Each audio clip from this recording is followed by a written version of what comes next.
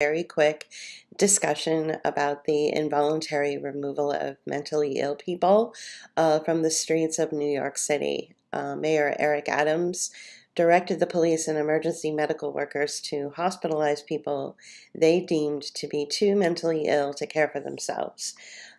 This goes right along with the theme of my next video essay that I'm working on. The working title right now is The New Constitution, Living War Crimes. This has everything to do with what I've been talking about. And so I wanted to show you this headline because it's really trending and it's a hot topic. People are really talking about it.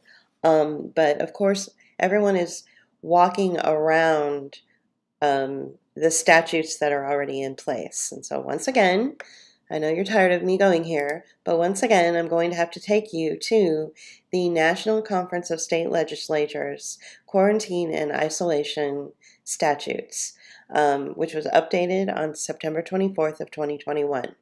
And if you go to this website and you scroll down, you can take a look at your state and you can find out what who has the authority to decide what happens, what are the police power and limitations, and there's some other language in here that you and then the penalties. So there is a lot of language in here that you should look at in regards to your state.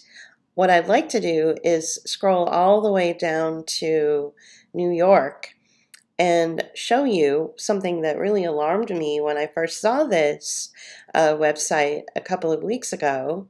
Maybe even now it's been like a month since I've been looking at this website. They have an entire section dedicated to New York City alone. So one of the reasons I called this particular video today, the New York City homeless situation is a trial balloon for the rest of us. I'll probably shorten that when I turn this into a streaming audio later.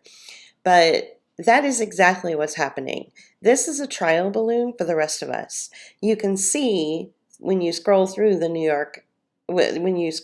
National Conference of State Legislatures regarding quarantine and isolation of American people outside of due process, which is key. You really need to understand this is outside of due process as we've always known it to be. Due process is changing, and due process means that you can't just grab people and throw them into isolation camps or quarantine camps when you feel like it. There has to be a measure in place that the citizens have voted on and agreed on. None of this happened. This was all statutes that were just put into these various states.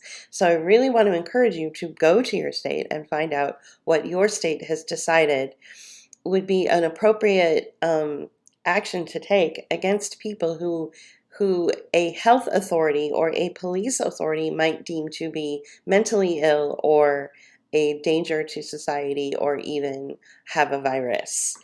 This is all arbitrary accusations that are not based in evidence, and again, it operates outside of due process. It operates outside of a judge in being involved. It operates outside of human rights. And so I want to focus on, have you focus on these particular statutes that are listed for New York City alone.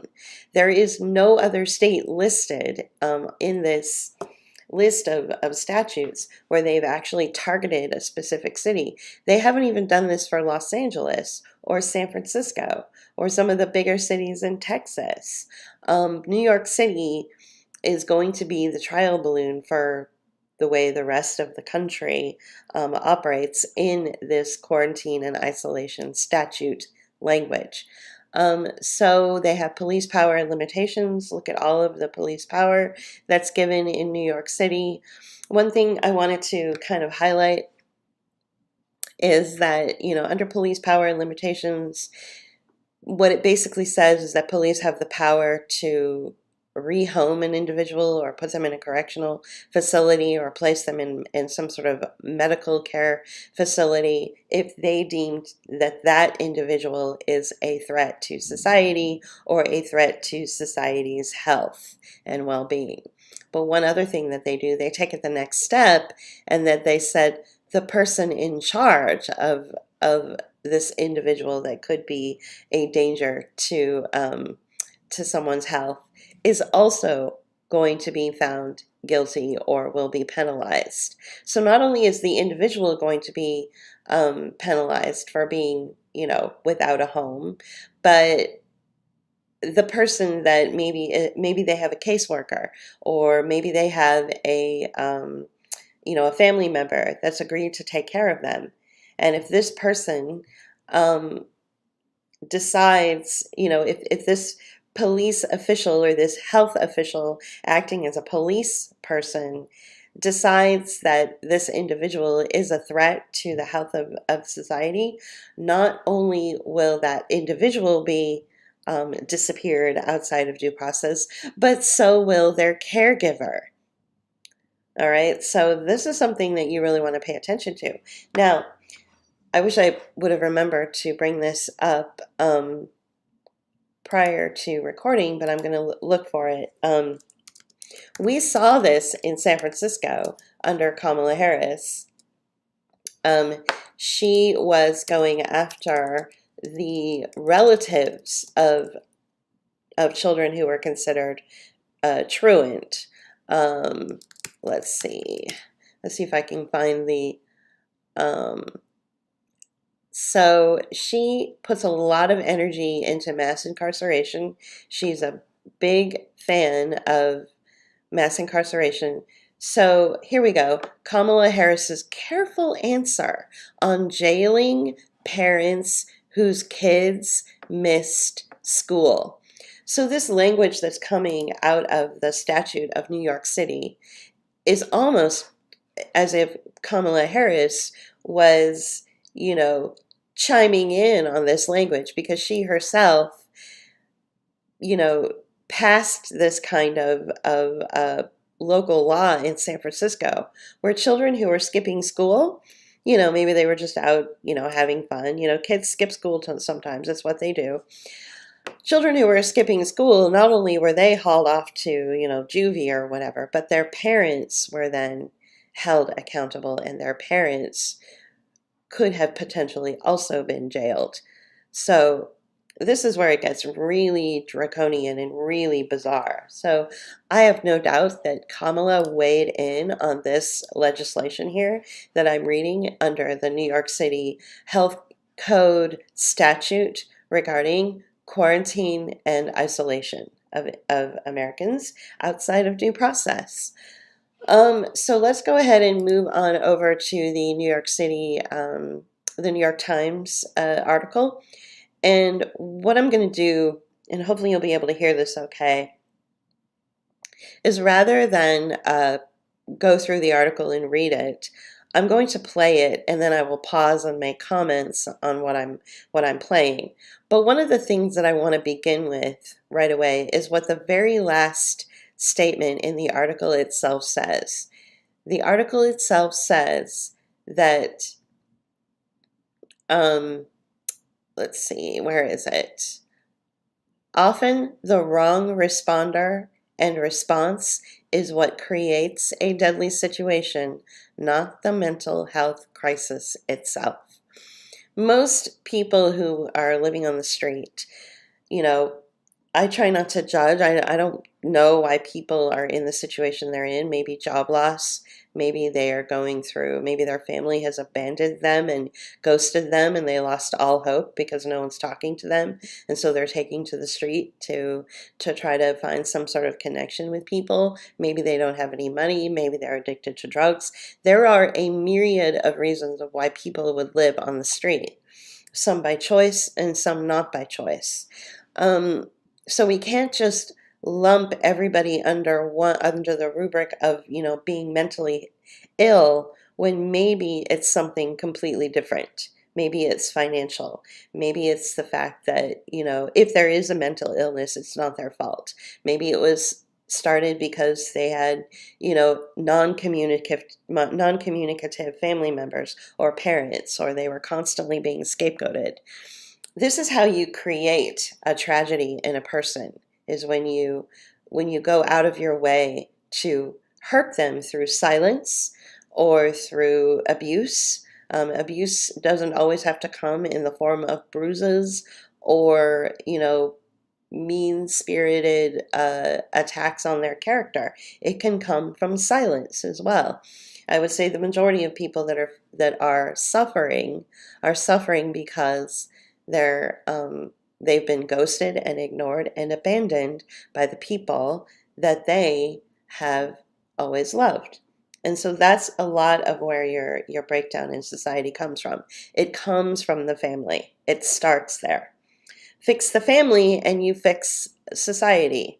So why we have this giant conglomeration, between the powerful mental health agencies, which again, as I've mentioned over and over again, have been given enormous power to control people's lives. This is through legislation that has been passed and language that has been inserted into the Public Health Act, where all of the power, Congress doesn't even have the power anymore, all of the power over an individual's life or over a community's life is put into the hands of our mental health agencies or our health agencies. They can depending on what side of the bed they wake up on one morning, Javier Becerra, who's the Secretary of Health and Human Services for the United States, can simply say, you know what, we're all sick, whether you are or not. This is being ruled by diktat. This is not being ruled, by law. This is a dictatorship now. You guys need to understand that. Okay. So this enormous amount of power and money and partnership with the police has taken place. And so what I want to do is go ahead and start playing this. But again, remind you that this partnership never really needed to happen. If families would treat each other better and help their family members who are homeless, maybe because of job loss or maybe because of depression or maybe because of drug addiction, we wouldn't even need this kind of dictatorship. So I'm not saying that it's completely the family's fault, but I'm kind of saying it is. Okay, let's go ahead and play this. Hi, I'm Andy Newman. I cover social services, poverty, and homelessness in New York City for the Metro Desk of the Times. The story I'm about to read you is about an aggressive new approach Mayor Eric Adams is taking in dealing with people who are homeless and suffering from severe mental illness. I would argue that this is not a new approach. We saw something similar happen with Giuliani years and years ago when he suddenly sent out police to act like mercenaries, and they were basically just rounding people up and throwing them into paddy wagons and disappearing them because he was worried about how his city would look to tourists or something like that, or investors.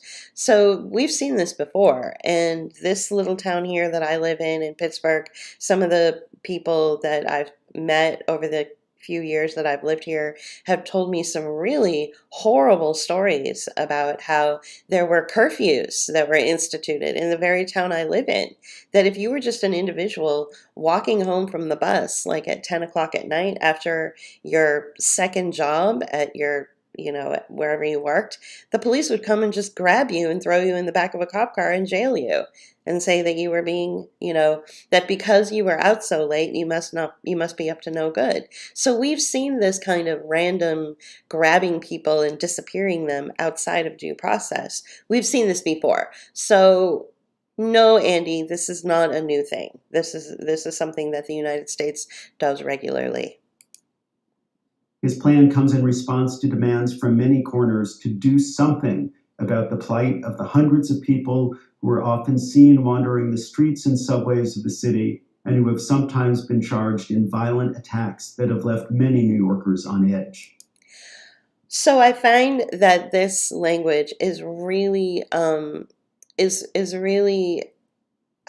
heightened. Like, I don't think that this has been something that has been an ongoing issue. It feels as though, and I'm going to try to choose my words carefully though, it feels as though these are curated events or curated situations that suddenly popped up within the age of COVID, and that people were suddenly being dumped into other people's communities or into other communities.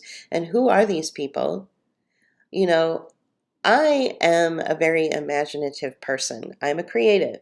Sometimes I wonder if people who were under treatment for mental illness and say the treatment was going really well and they were starting to, feel better, if suddenly maybe they were thrown back into an even more harsh treatment so that they can continue to be financialized, and then drugged up, didn't know where they were, and suddenly dumped into the streets of New York or the streets of San Francisco.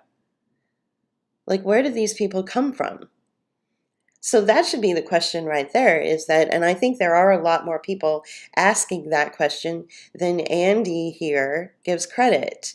I think more people are saying, wait a minute, 6 months ago, yeah, sure, we have a homeless problem, but it's like the same people you've seen every day for years, and you give them money and you talk with them and you know their name. But who are all these drugged out, like messed up people that we've never seen before that just suddenly kind of appeared overnight? I would say that they are the kind of people that were doing fine.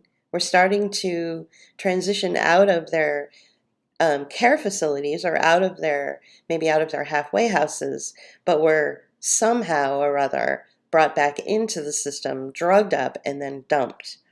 And they're kind of like lost and they don't know what's going on.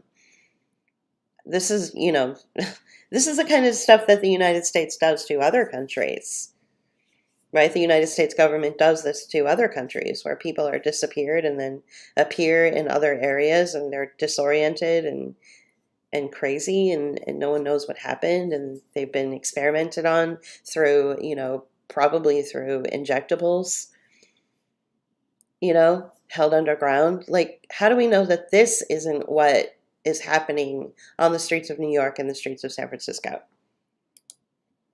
The mayor is directing police and other first responders to involuntarily hospitalize people they deem too mentally ill to care for themselves.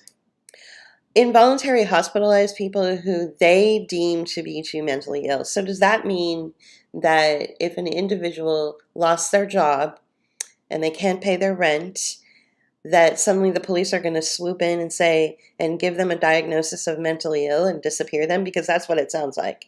And when the person argues and says, oh, wait a minute, I'm just transitioning. I'm trying, I've got maybe a bed in another city waiting for me. And I just need to get enough money to get from New York to, say, Kansas City or something, to go sleep in this homeless shelter that's waiting for me. Or a family member is working things out for me. Or I'm, there's a myriad of individual issues that could be happening inside these people. But the police are just going to come along and tag them as being mentally ill and throw them into a facility, throw them into jail, and then say, oh, no. We're going to override what's really happening in your life, and we're going to involuntarily commit you and give you a diagnosis in order to justify committing you. This is terrible. Even if they're not threatening anyone else. Even if they're not a threat. So whatever happened to the police, the police that I've known, that their whole purpose for being is to keep property safe. And in some cases to even keep individuals safe, but mostly it's to keep property safe. So if an individual is not exhibiting any kind of behavior that would damage property or damage other people, they're still going to go ahead and disappear these individuals, disappear these human beings outside of due process.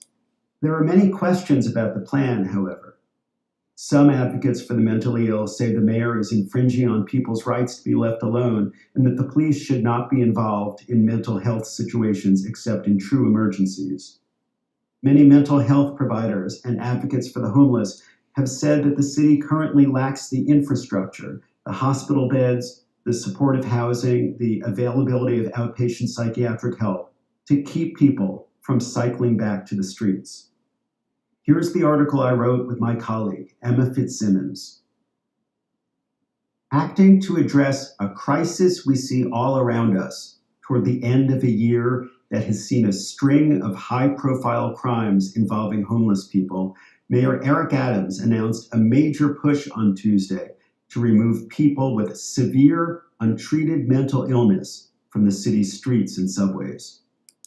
I just want to pause for a minute and just for a second and remind you that the San Francisco Police Department has just been awarded a fleet of police robots. And I don't think that it has anything to do with diffusing bombs, as they would want you to believe. I think that they're going to wait and see how this program in New York rolls out, and if they feel it's necessary to deploy these robots on the homeless situation in San Francisco, that they will do the same. Mr. Adams, who has made clearing homeless encampments a priority since taking office in January, said the effort would require involuntarily hospitalizing people who were a danger to themselves, even if they posed no risk of harm to others, arguing that the city had a moral obligation to help them. In an address at City Hall, Mr. Adams said, "The common misunderstanding persists that we cannot provide involuntary assistance unless the person is violent. Going forward, we will make every effort to assist those who are suffering from mental illness." The mayor's announcement comes at a heated moment in the national debate about rising crime and the role of the police, especially in dealing with people who are already in fragile mental health. Republicans, as well as tough-on-crime Democrats like Mr. Adams, a former police captain, have argued that growing disorder calls for more aggressive measures. So the current mayor of New York City is a former police captain. Can you say police state? But left-leaning advocates and officials who dominate New York politics say that deploying the police as auxiliary social workers may do more harm than good. Other large cities have struggled with how to help homeless people, in particular those dealing with mental illness. In California, Governor Gavin Newsom recently signed a law that could force some homeless people with disorders like schizophrenia into treatment. Many states have laws that allow for involuntary outpatient treatment, and Washington state allows people to be committed to hospitals if a judge finds that they pose a threat to themselves or others. Officials in New York said the city would roll out training immediately to police officers, emergency medical services staff, and other medical personnel to, quote, ensure compassionate care. But the city's new directive on the policy. This compassionate care is cover. That's a very squishy marshmallow term for grabbing people and disappearing them off the street outside of due process. Compassionate care. Give me a break. Policy acknowledges that case law does not provide extensive guidance regarding removals for mental health evaluations based on short interactions in the field. Case law does not provide, let me find that part and then I'll continue. Existing state laws allow both police and medical workers to take people involuntarily to a hospital. So this is existing state law. And then as I showed you, these statutes for New York City are pretty long. I mean, there's the idea that they would set aside so much language just for New York City itself tells you that, again, that this is why this is the trial balloon for the country. So the city directive states that unawareness or delusional misapprehension, let's see. Okay, well, let's just continue this. The policy immediately raised questions about who exactly would be swept up in it, and some advocates for people with mental illness warn it could face legal challenges. Existing state laws allow both the police and medical workers to authorize involuntary hospitalization of people whose behavior poses a threat of, quote, serious harm to themselves or others. The problem is when you start using these arbitrary terms with with nothing to really back it up, then you have issues like what we had with COVID, where we saw that, a nonverbal woman with Down syndrome who had the sniffles was basically incarcerated, humiliated, uh, strapped down to a gurney for weeks or months until until the hospital killed her. So these arbitrary terms about, who is a threat and who isn't is not based on science. It's certainly not based on individual cases. There's no counselor involved to say, look, I've been working with this individual for months or years at a time, and this is my input about their mental health situation. And it's very arbitrary, and that's what's dangerous about this. Brendan McGuire, chief counsel to the mayor, said on Tuesday that workers would assess people in public spaces case by case to see whether they were able to provide basic needs such as food, shelter, and health care for themselves. Okay, so there is a case by case, or so they say. I mean, this could just be that they need to, box check and make sure that they're following, these rules, which there's really nobody to confirm that they're following the rules. So, even though this gentleman did say that they were going to look at each situation case by case, I'm still really dubious. The city directive states that unawareness or delusional misapprehension of surroundings or delusional misapprehension of physical condition or health could be grounds for hospitalization. So there's a lot of, especially on Twitter, there's a lot of videos going around of people in San Francisco who are, walking around half naked, and they're unaware of their surroundings, and they're unaware of who they are, and they're unaware of their hygiene and things like that. When you take videos of people like that, I'm not so much disgusted with the individuals as I am disgusted with the people who take the videos of those people. You're only making matters worse by showing the how bad things may have gotten for some people, in my opinion.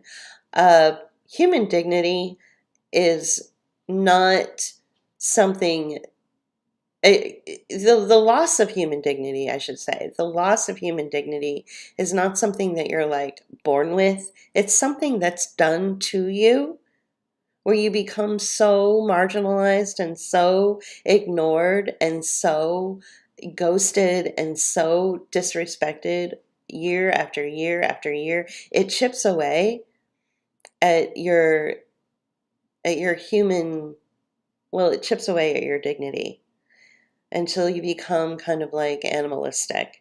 That is not the fault of the individual. That's the fault of society abandoning the individual. That's the fault of society, and again, family members behaving very irresponsibly towards their loved ones. The effort will also involve an increase in the use of Kendra's law, which lets courts mandate outpatient treatment for those who are a danger to themselves or others, and which was expanded by Albany lawmakers in April. Frequently, homeless people with severe mental illness are brought to hospitals only to be discharged a few days later when their conditions improve slightly. Mr. Adams said the city would direct hospitals to keep those patients until they are stable and discharge them only when there is a workable plan in place to. Okay, that's code for they're going to keep people for as long as they want. The more people that stay inside these facilities, then the more funding those facilities get. It's the snake eating its own tail. This is the financialization of human beings.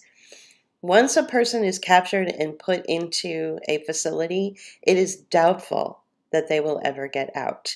We saw this with COVID, didn't we? Where people were walking into the emergency room complaining of a sore toe, and then the next thing you know, they were intubated, strapped down to a bed, injected with poison, and then killed.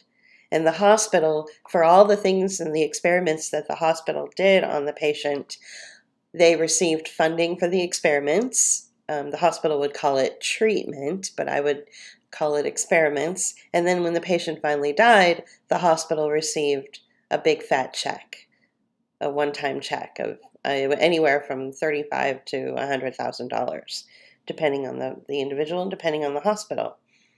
So this is a money-making scam. This is nothing more than justifying the payroll of the people who run these facilities that will take in the so-called mentally ill homeless person. The mentally ill homeless people will probably never see the light of day if they get captured and disappeared by these health authorities. Why would they? What incentive do these facilities have to release these people when they would get money by having them stay? As long as the beds are overfilled, as long as there's, tons of patients, then the hospital can keep justifying its own existence and its own payroll and all of the various appendages that get paid as a result of its operation. So this is a financial scheme. Connect them to ongoing care. Hospitals often cite a shortage of psychiatric beds as the reason for discharging patients, but the mayor said that the city would make sure there were enough beds for people who were removed from the street. He noted that Governor Kathy Hochul had agreed to add 50 new psychiatric beds. "We are going to find a bed for everyone," Mr. Adams said.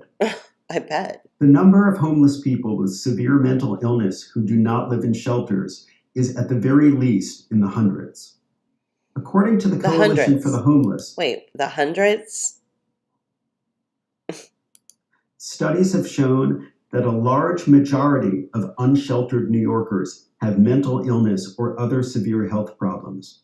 About 3,400 people were living in streets and subways in January, according to an annual estimate that is often criticized as an undercount.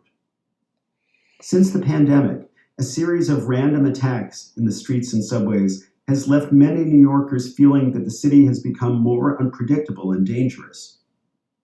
Crime has increased sharply in the subways this year, and the mayor said last month, "When you do an analysis of the subway crimes, you're seeing that it's being driven by people with mental health issues." I just don't agree with any of this. I'm sorry, but is crime is not what you think it is. It's not like, ooh, random attacks and you're going to get mugged on the subway. Sure, that's been known to happen, but it's not to the extent that they're claiming it is. Usually crime, and I live in a neighborhood that is constantly called out in the news as one of the most, crime-riddled neighborhoods in the country.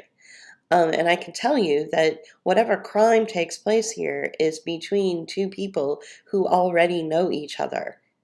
The crime is not, random people going out and, you know, kidnapping babies out of their $10,000 strollers or, mugging a woman on the New York City subway, and grabbing her Prada purse, the way you think of it in your imagination. The crime that he's talking about just doesn't, I mean, it exists, but it doesn't exist to the extent that they would need to create this program. It does not exist in that way. Not only that, but there are nefarious agents at play in the age of COVID.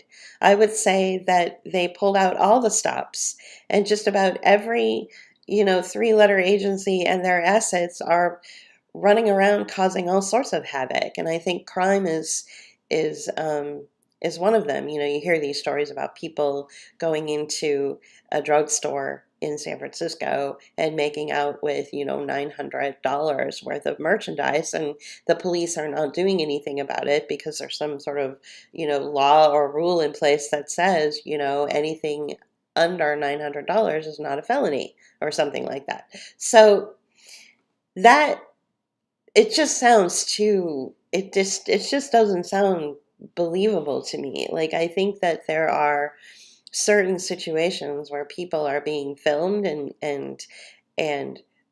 looting businesses, or looting drugstores or something, or looting shoe stores, and that this is all theater. And so you're going to base, suspending due process and targeting and disappearing American citizens without that due process. You're going to base that reasoning. You're going to base this terrible decision on theater. What else has happened to us recently that terrible decisions have been based on theater?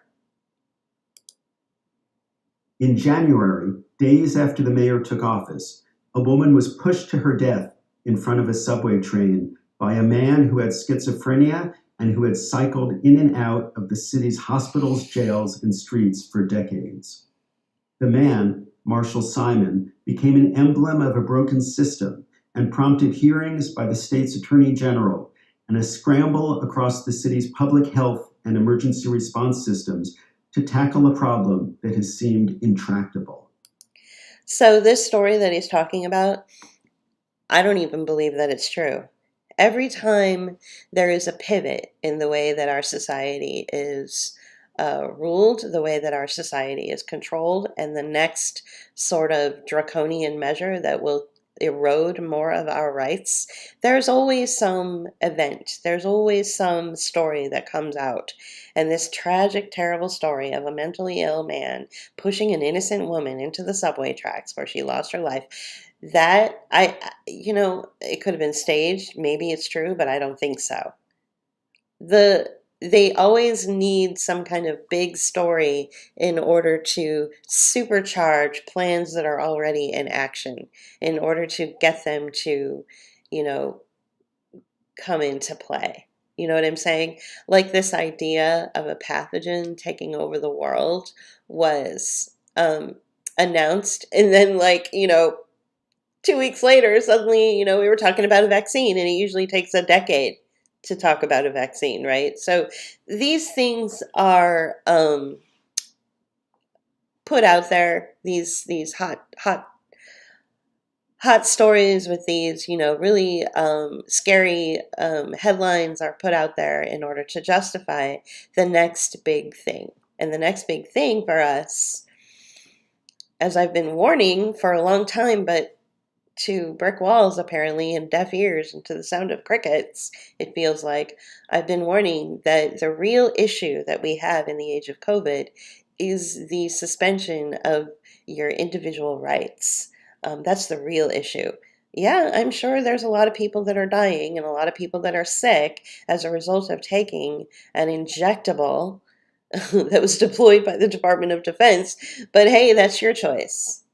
If you want to play with bombs, then don't expect not to get your hands blown up, But this business of targeting individuals, outside of due process and announcing whether they are fit or not to be in society is a whole different ball of wax, isn't it?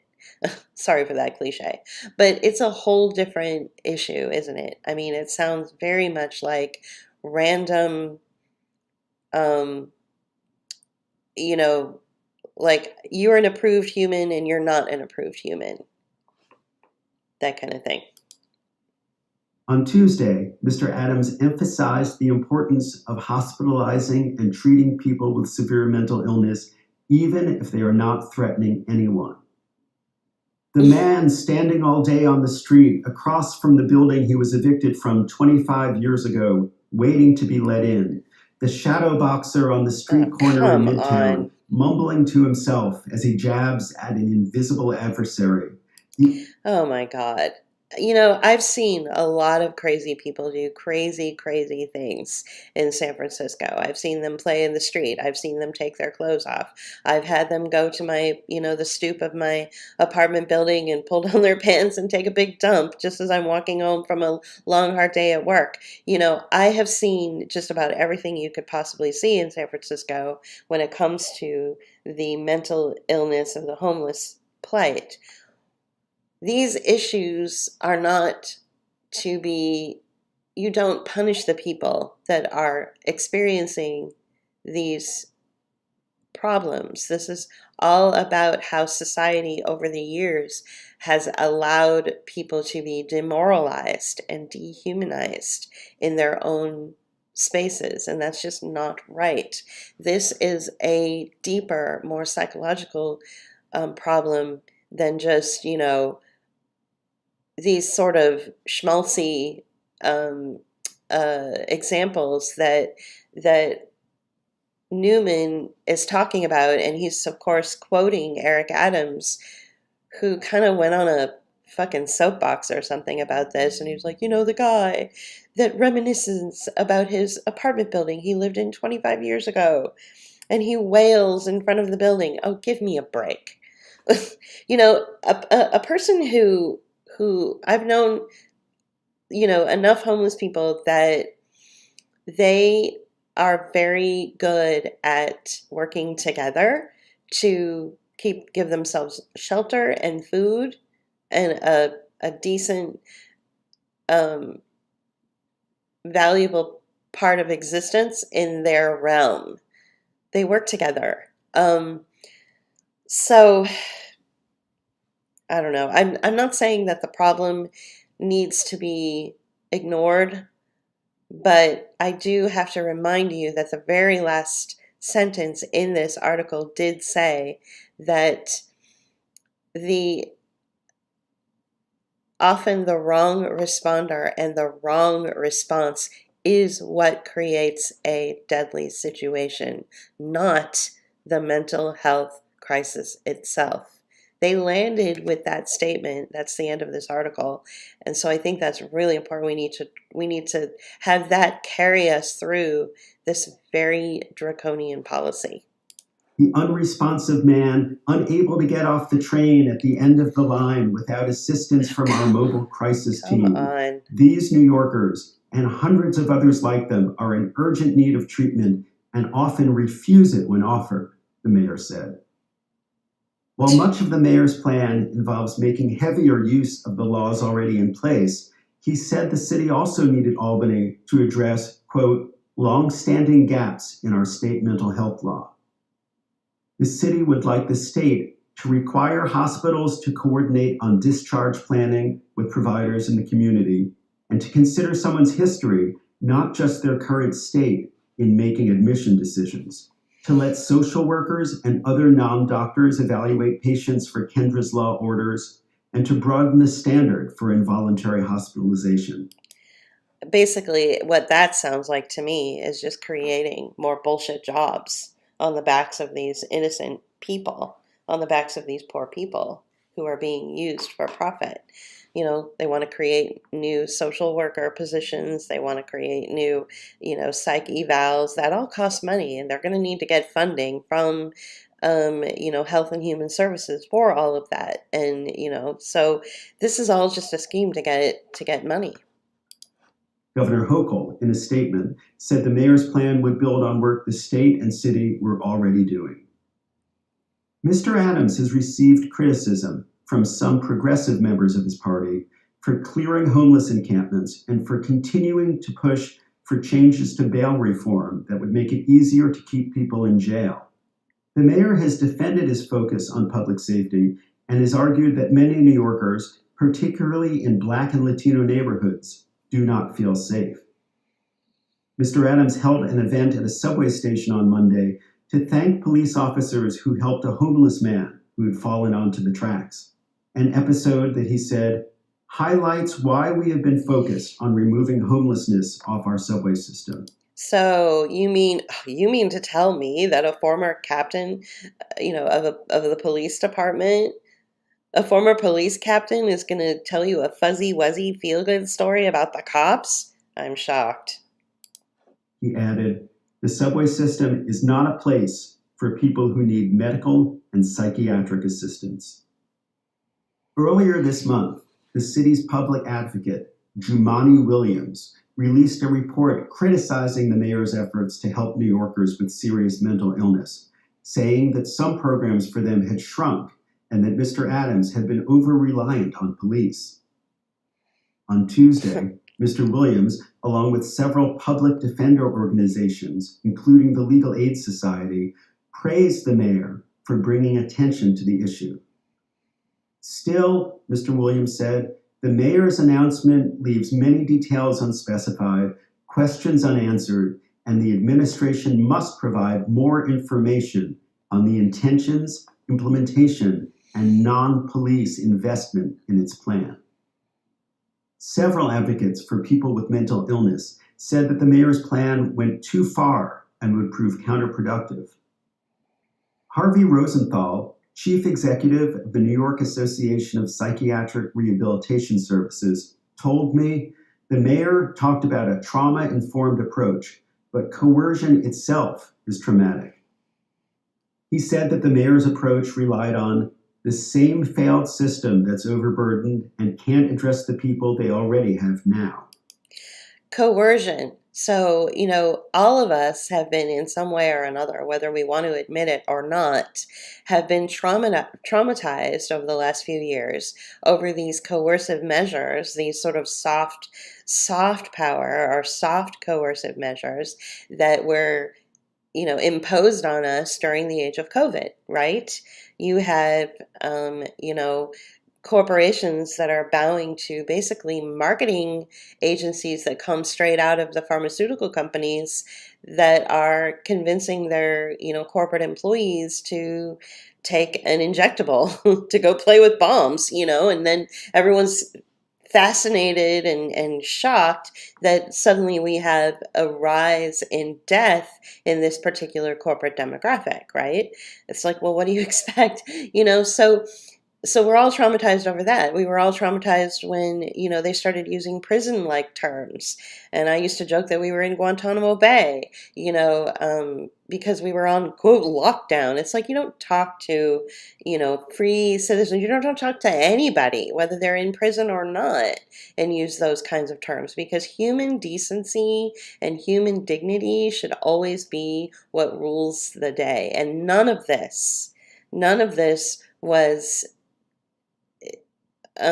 perpetuating that. None of this was supporting the idea that humans need to live in dignity and have self-respect and self-esteem and be heard and not be ghosted and just barked at and told what to do. We're not prisoners, So we were all traumatized because we were all treated this way.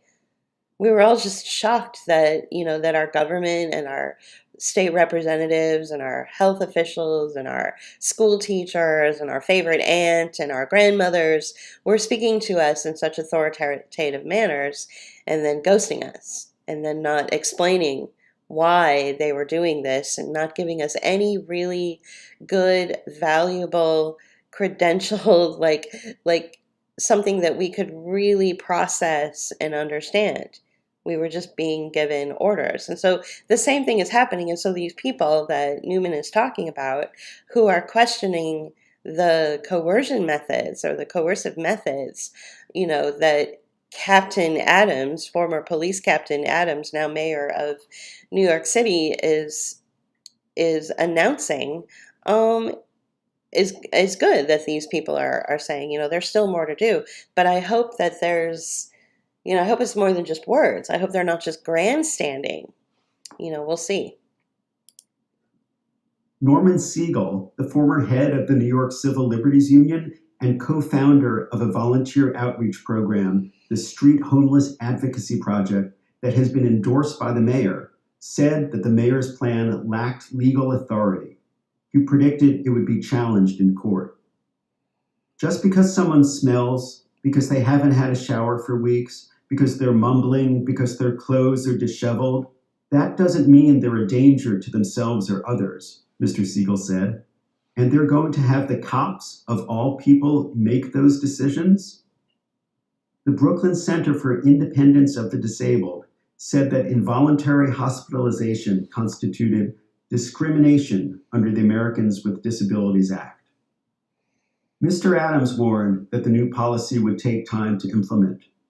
Nobody should think decades of dysfunction can be changed overnight, he said. City Councilwoman Tiffany Caban said on Twitter on Tuesday that the mayor's plan was deeply problematic and that consent was key in responding. Often, she said, the wrong responder and response is what creates a deadly situation, not the mental health crisis itself. So I'll leave it with that because that is the last statement in the article. And I'm glad that we were able to kind of go through the article and pick through, some of the statements. One thing, this Reuters YouTube video spends 2.5 minutes talking about the plan to hospitalize the mentally ill, homeless, and it does spark concerns. So there was a gentleman, I'm going to fast forward, there was a gentleman that made a really good statement in this. Let me just find it. Here he is. Mayor's talking about training the police, and the police will get a hotline. It's just too much to vest on them. And frankly, there's been too many tragedies on both sides. So, we don't need more arrests and incarcerations and tragedies when it comes to involving the police. Rosenthal. So he's right. We don't need any more arrests and incarcerations and tragedies when it comes to the police. I thought he had said at some point, oh, here we go. He had also mentioned that it was a human rights issue. And he mentioned it really fast, like he slipped it in under the radar. So let's take a listen. We have plenty of supports, the new ones and old ones, that are not the emergency room in a hospital. So we're looking at an institutional sort of a solution that is probably a violation of rights and certainly the wrong way to go. So he's like, we already have systems in place. We already have clinics for people to go to and get mental health assistance. We already have programs. We already have support networks. We already are funded for things to help the mentally ill. And what the Captain Adams or Mayor Adams is proposing is a violation of human rights. And that's his concern. Traumatizing way to go. So he said traumatizing. So, and I think that's it. So, when I turn this into a post, I will include the links to the National Conference of State Legislators. I'll include this New York Times article, which probably lives behind a paywall. I'll go ahead and include this 2019 article from WAPO regarding Kamala Harris, who was the first person to act, well, probably not the first person, but she was definitely instigating jailing people who were related to people who were considered either a threat or truant. And then I'll include the Reuters link. So this situation, it comes down to human beings who have over time been, their dignity and human and self-respect has been eroded as a result of outside circumstances. Mistreatment by the family is the number one cause for this kind of erosion in a human being. So I really think that a lot of it has to do with the fact that we are a terribly splintered society. Right now we're splintered more than ever because we have individuals within, family units that have drastic disagreements on many different things, not just politically, but culturally, and also now in health. It is, a new splintering has taken place with the age of COVID. Always before, health was never really something that would break a family apart. Well, now it is. Certain family members have decided to go, get an injectable that was, you know, directed by the Department of Defense, and other family members have decided not to because they don't trust the DoD. You know, so that's causing a great splintering. Some people aren't even aware that this was a giant marketing campaign acting as cover for germ warfare and biological experiments, as well as a genocidal program. Some people think that it's a real virus. I mean, there's all sorts of splintering going on. Some people who don't think it was a real virus don't even understand like the scope of terror that's been waged on the United States. They just don't want to believe, even though they're sort of like on the right side of history and they know that COVID isn't something that you really need to worry about. They certainly don't want to accept that there's a terror campaign being waged on the United States by the government and by the DoD. And of course that's going to cause trauma. And of course, trauma is going to cause all sorts of things like, outbursts and, acting crazy. And maybe you can't stop crying. Maybe you can't sleep at night, And so all of these things are happening to all of us in society, and they're setting us up for what we see happening in New York. So this is why I say that the New York City program that Mayor Adams has just deployed onto innocent people is a trial balloon for the rest of the country, for the rest of us. And we should be paying attention to this. And we certainly should not be celebrating this. For those people out there who are so classist and live in this perfect protective little bubble where they're so sick of seeing homeless people and they're so sick of seeing these curated images on their social media feed of individuals looting stores, because I think that's all theater. They're actually supporting this, and I'm thinking to myself, what kind of idiot would support the suspension of due process of another human being? You think that it just stops with the dirty, stinky, homeless people? No, this is the trial balloon. How you react to this is how they're going to treat you. So you better pay attention. All right, I think that's all I have to say about this. Thank you for listening. And thank you for your patience as I continue to work on the next video essay. Right now, the working title is The New Constitution, Living War Crimes.